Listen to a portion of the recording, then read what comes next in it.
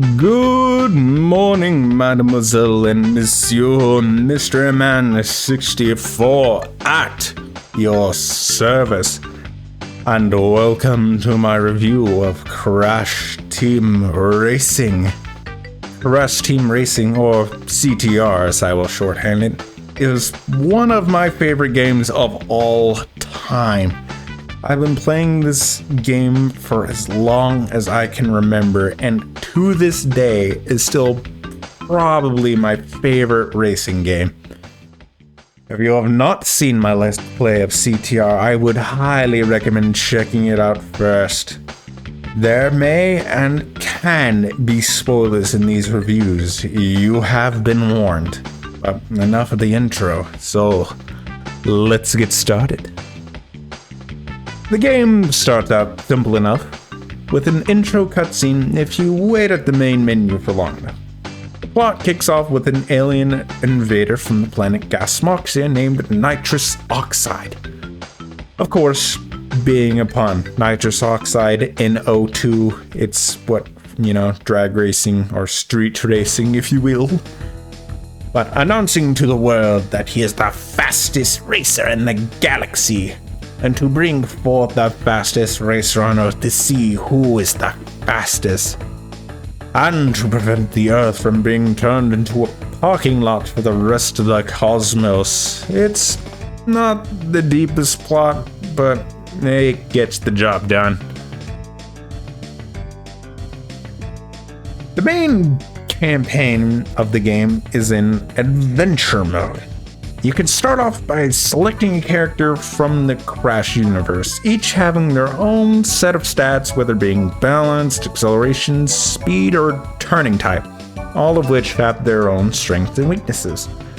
Once you have selected your character, you are dropped off in one of many hub areas, and depending if you selected or a good or evil aligned character, Aku Aku or Uka Uka will be your guide and give you various tips along the way.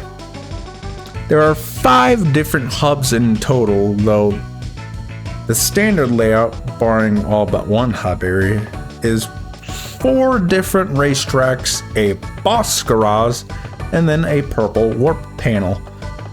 Only a couple warp panels are active, and to activate certain panels requires you to have a certain number of trophies or a key. This game tells you this by having the respective icon above the disabled panel, as well as required number of icons. And when you drive up to a panel or garage, your respective mask, Aku Aku or Uka Uka, will tell you usually what is needed to unlock it. Each hub area is massive, and at the very beginning, it is highly encouraged to drive around those hubs to test out newly learned mechanics like braking, jumping, or power sliding, get you more accustomed to the controls. After you have obtained all 4 trophies for that area, you get to challenge the boss. Each boss has a specialty track that they race on, as well as given a single item that they spam while you race them, i.e. Ripperoo just uses TNT or Papu Papu just using potions. At first, they can be tricky, especially if you struggle to get ahead of them because of how many things they drop behind them. It can be a bit of a struggle. But once you get ahead of them, it's all about maintaining your lead. All of the bosses, including the final boss, can't really do much to you if you have a healthy enough lead, and after that, all you do is just race as normal, as if nothing has changed. But once you have beaten Oxide for the first time, you are given an extra challenge of collecting time relics, which require you to go back to every single area you just did and do all of the warp panels again. This time, 2 more challenges await: the CTR token challenge and the relic race. Let's go over the tokens first, like I did in my Let's Plays. There are 2 types of tokens.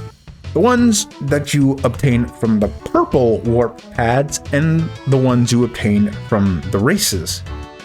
The purple tokens require you to collect 20 crystals within the time limit in a specific battle arena map, whereas the races only require you to find the letters C, T, and R hidden on the track and place first.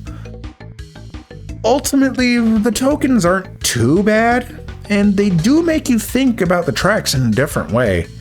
And difficulty can vary, but most are obvious and not too hard. The relics, on the other hand, are another beast entirely, with difficulty ranging from, here's the equivalent of a participation ribbon. You did it! Yay! To a piece of your soul is ripped out and you will never be the same again. The sapphire relics are the minimum requirement, and don't ask much to obtain them. They are the you tried, have a shiny. The gold relics are more demanding, and if you get all gold, it will increase your percent above 100. Platinum relics, on the other hand, do absolutely nothing. At least in the original. In Nitro Fueled, you get a paint job! Yay! But they are for bragging rights alone. But if you are like me and want completion, you have to go after the platinum. But if you don't care for completion, I would say just go for gold to get the 101% at the least. Now, the controls are some of the best in any racing game. You have, in my opinion, exact control over your kart. The weight, the speed, everything is on point. And the game is good for any type of skill level and plenty of ways to teach the players on what to do and how to improve.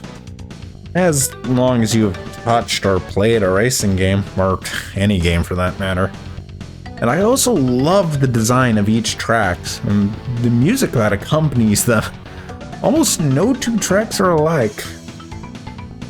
And the closest similarity being Turbo Track and Slide Coliseum. That's that. And as for things that I don't like, or the problems, the items, besides having a crash skin on them, aren't that unique from similar racing games. And they serve similar potions. The masks are your star.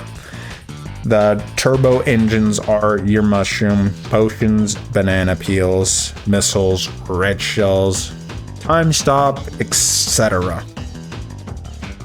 I could go on. I just wish they were more unique.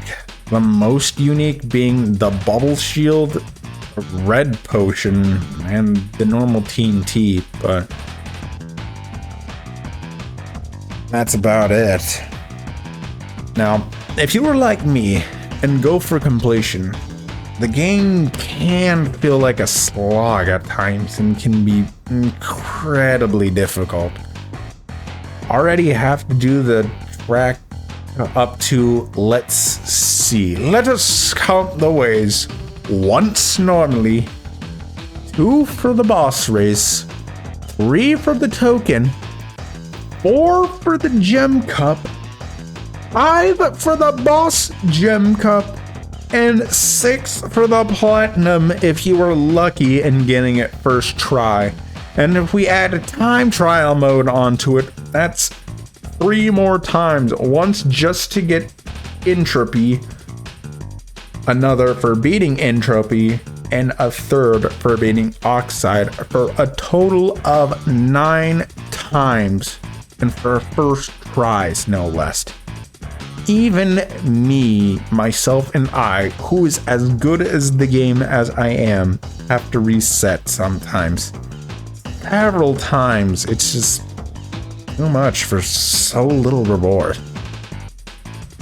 But even with all that, I still love this game, even with its flaws. I would still recommend this game to anyone that has never played, though I would recommend the minimum of story mode of just beat Oxide once. Then do arcade in its difficulties to learn the tracks and increase your skill level. I would say if you want 100%, try it if you think you can. And if it starts to make you feel real heated, just stop and take a break. I'll stop. Bashing your head against the game's brick wall will go only so far. Take time to relax and come up with a plan of attack and see if it goes any better. But that pretty much wraps up all I have to say. What do you think? Am I convinced or inspired others to play CTR? Are my thoughts through rose-tinted glasses? To each their own, and until next time, for a brand new Let's Play. Yeah, so I've been waiting for this one. I mean, I say waiting, I just needed to record and edit. But, oh, I'm happy to show off this next one. Verily. It is a niche game, but one I enjoy nonetheless.